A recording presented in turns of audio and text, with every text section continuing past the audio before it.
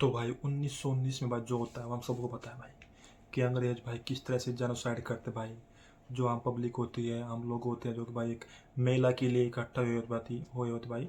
लेकिन जो ब्रिटिश सरकार जो समय हमारे इंडिया में जो राज कर रही थी, हमें जिसने भाई गुलाम बना कर रखा हुआ था, उससे भाई ये सब चीज़ें देखी नहीं गई कि कैसे भाई इंडिया वाले गुलामी की जंजीरियों में जकड़े हुए भी इस तरह से त्योहार मना रहे हैं, खुशियाँ मना रहे हैं, मतलब मौज उस मतलब खुशियाँ बांट रहे एक दूसरे को। तो अंग्रेज से भाई देखा नहीं गया। और भाई 1919 में हमें सब पता है कि भाई एक जलियांवाला बाग हत्याकांड होता है भाई, जिसमें भाई बताया जाता है कि बहुत सारे लोग उसे मार जाते हैं।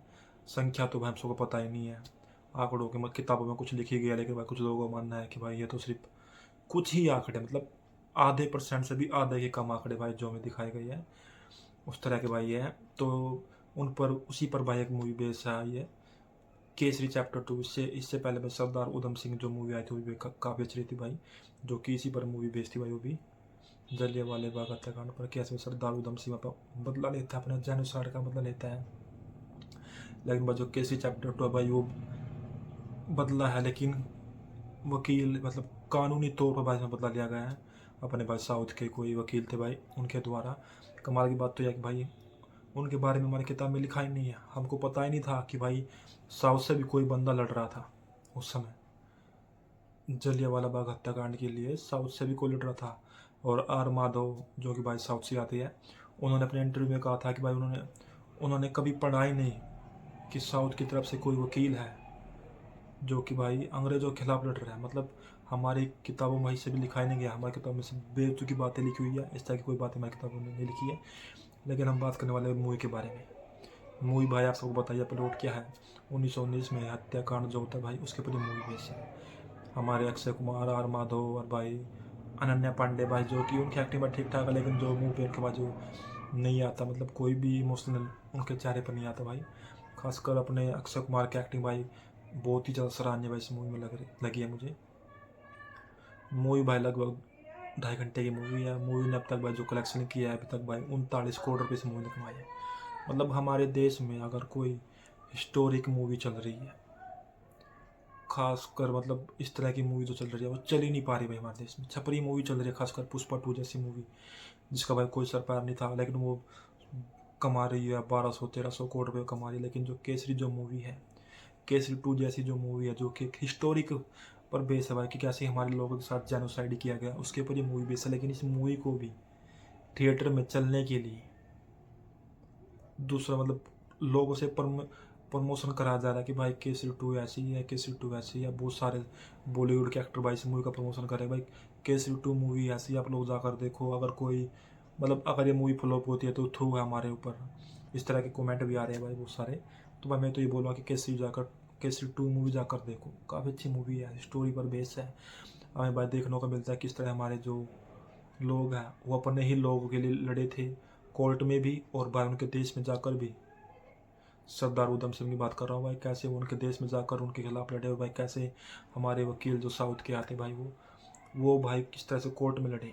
उनके भाई सबसे पता जा सब जो लास्ट के बाद 30 मिनट है भाई, वो काफ़ी ड्रामा हमारे सामने रखते भाई। कुछ लोगों को मैंने देखा भाई जो कि रो भी रहे थे मूवी देखते हुए। अब भाई इतने सारे लोगों की मौत, अगर आज तक भाई जस्टिस नहीं मिला भाई हम लोगों को।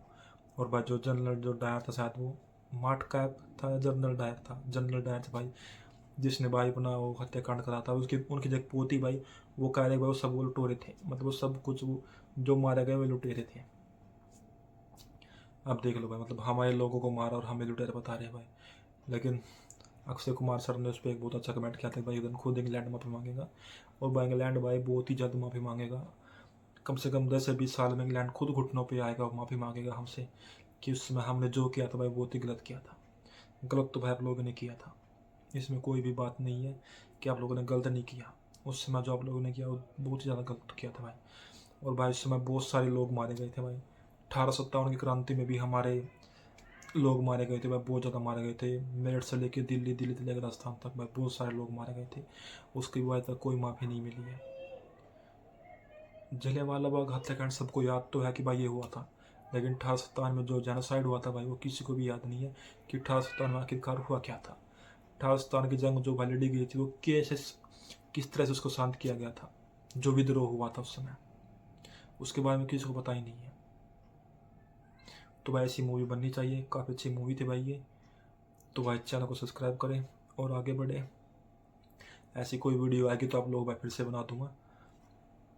तो भाई जाकर KC2 देखो, अपनी हिस्ट्री को देखो कि भाई कैसे हम लोग वीक पड़े और भाई कुछ लोगों ने हमारा फ़ायदा उठाया, मतलब हमें फूट डाली और भाई फिर हमें गुलाम बना लिया और फिर हम लड़ते रहे मरते रहे, लड़ते रहे मरते रहे, इस तरह हमें काटा गया भाई।